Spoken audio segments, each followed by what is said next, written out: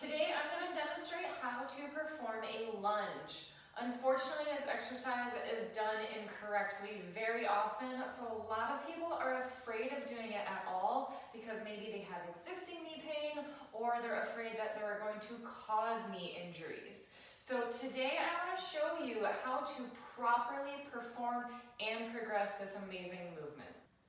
To start out and really get a good feel for the lunge, I actually recommend people begin with a split squat. In order to do this, you're going to start with one leg in front of you, the other behind. You want most of your body weight in that front leg. Your hips are squared forward. Your knee is in line with your toes. You don't want to let your knee at any point cave inward like that. If anything, think about driving it out to the side. So we're going to put our hands on our hips for stability, and just by bending at the knees, we're going to lower down, and to come back up, we're going to push through that front heel to really engage those glutes. I'll go ahead and do it on this other side for you to see. Get my weight in that front foot, hips squared forward, knees in line with my toes. I'm going to go straight down, and I'm going to drive through this front heel to come up to engage those glutes and hamstrings. When you're setting your stance for this exercise, you want to make sure you're taking a wide enough stance to really get that glute engagement.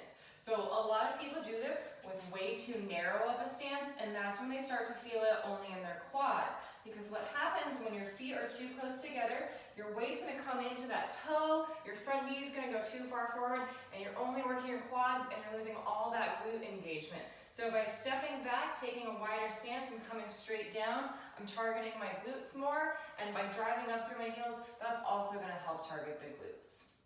Once you have a good feel for the motion, rather than progressing right into a forward or a walking lunge, I like to have my clients start out with a reverse lunge because it really helps to enforce that proper form of keeping the weight in your heels and targeting those glutes. So you're going to start with your feet together. You're going to kick one leg straight back, hands on the hips, lower down, and then that front leg again, you're going to drive through that heel to stand back up. You can do all of your repetitions on one side and then switch to the other, or you can do alternating. So I'll go ahead and alternate to show you the other side. Hips are squared forward. I'm going to kick my left leg straight back. I'm going to come straight down, pushing through that front heel, standing back up. Here it is alternating. Once you feel confident with the reverse lunge, the next progression would be a forward lunge. So same thing, you're going to start with your feet together and your hands on your hips, but rather than stepping backward, you're going to step one leg forward, come straight down. Again, that weight is in the front leg, driving through that front heel, you're going to push back. Again, you can alternate or perform all repetitions on one side before switching to the next. Make sure your knee is not caving in and you're taking a long enough stance. The next progression would be to go into that walking lunge. This is where I think a lot of people have fear of this exercise because what tends to happen is that forward motion, a lot of people will start to put the weight into their toes, which gets those quads working a lot more, which puts a lot of added stress on the knees, and that's what can lead to that pain. So to do a walking lunge, we're going to start with our feet together, hands on the hips. I'm still going to take a step forward. I'm going to come straight down. I'm still keeping the weight in my heel when I push up and come through and come back down.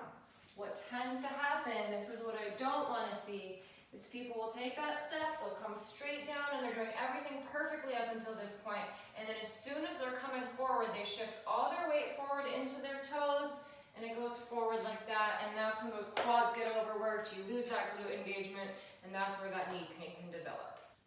Whichever variation of the lunge you find you like best, you can progress by adding weight. You could add a barbell over your shoulders, or you could hold a weight in either hand.